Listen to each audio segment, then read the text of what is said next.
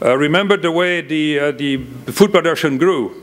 And here we can see very well what happened and why is because, so the green line is the cereal. Sorry, a bit too bright in here to see this very, very well. But in left corner up, the green line is the increase of production of cereals over the years. And yeah, and the red one is the meat.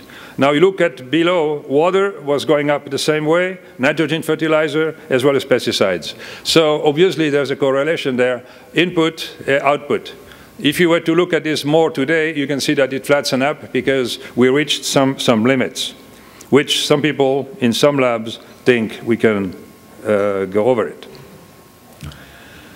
So to summarize the problem, really, so green revolution has benefited in terms of quantity of food for many people, but also very unevenly.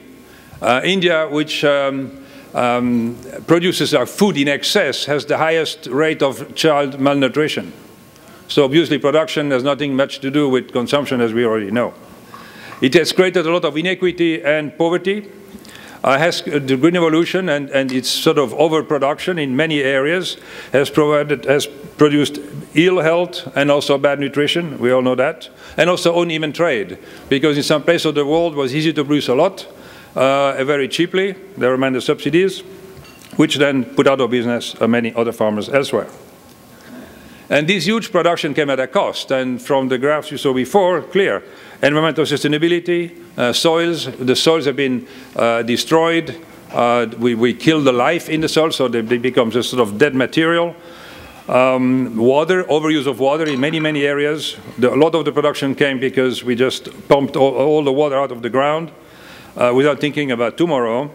We lost a lot of biodiversity because those varieties replaced many land races. They also displaced land where we had all of this biodiversity for this extra production.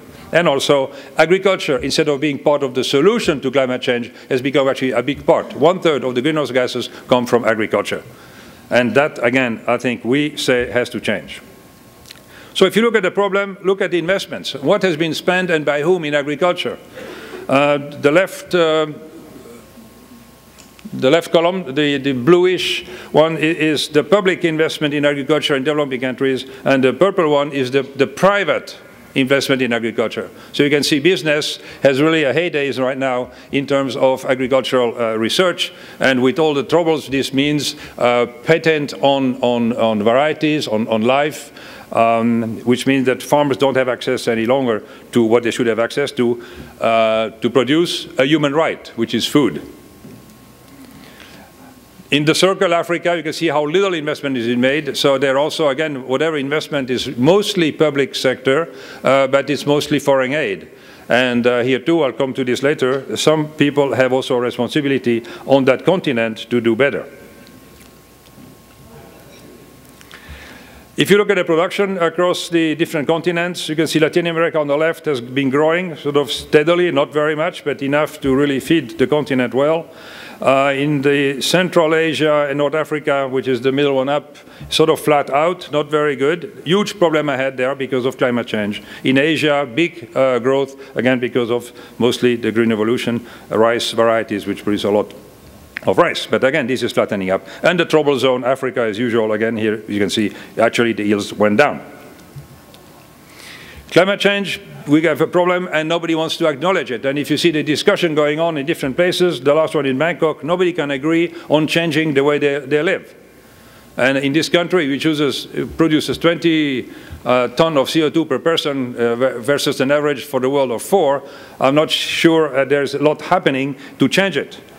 And it looks like we are on the way to fry. I mean, I don't see any effort made, real serious effort to change this.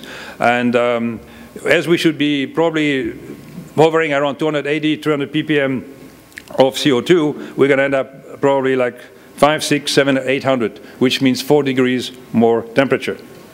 At 4 degrees more temperature, cassava will lose 80% of its yield potential. And cassava feeds 250 million people in the world.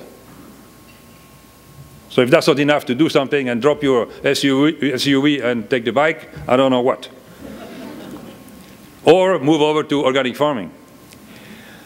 What's the problem? So what are the consequences of climate change? And this is really what the problem is. And you can see here, let's say 3.5 to 4 degrees. As you go to the right, you go into the red zone, things becomes more difficult. So food is getting really, production getting into problem. Water issues, the ecosystems. We're going to have a more extreme weather system, and last week, in the paper again, new research shows that the big deal is actually not even so much the temperature, it's actually the change in precipitation. And the risk for an irreversible change, and I think that we are preparing ourselves very well. So if you summarize sort of the key findings, we have major disconnects between agriculture and the environment, between consumer and farmers, and also between, in particular, the policies and the consequences. Most policymakers are not aware of the consequences of their decisions, as we probably realize these days. And you look at FAO. FAO has published this graph here in June 2009, and it shows in red is the developing world, the dotted dots, or the dotted line is the consumption, and the red one, the production. So the expectation is that this will go further apart, whereas the green one, which is the developed world, who produces more than it consumes, is expected to feed the world. Now, it's sort of strange that this comes out of the FAO, where actually things should be done, the expectation should be different, or at least we should work into the other direction. So, challenges, we need to grow more food. How we do it is, I think, the key issue here. So it has to be, we need a sustained and sustainable system productivity growth. It's not only a crop who has to grow more, but the system has to produce more in a sustainable way. And we need nutritious and healthy food. We need to have better rural livelihoods. We need to stimulate the green economic growth, not just economic growth, but there's to be a green economic growth. And again, we have a lot of constraints here also, food safety, farmers' health, and also the environmental concerns. So this is all things we have to really do.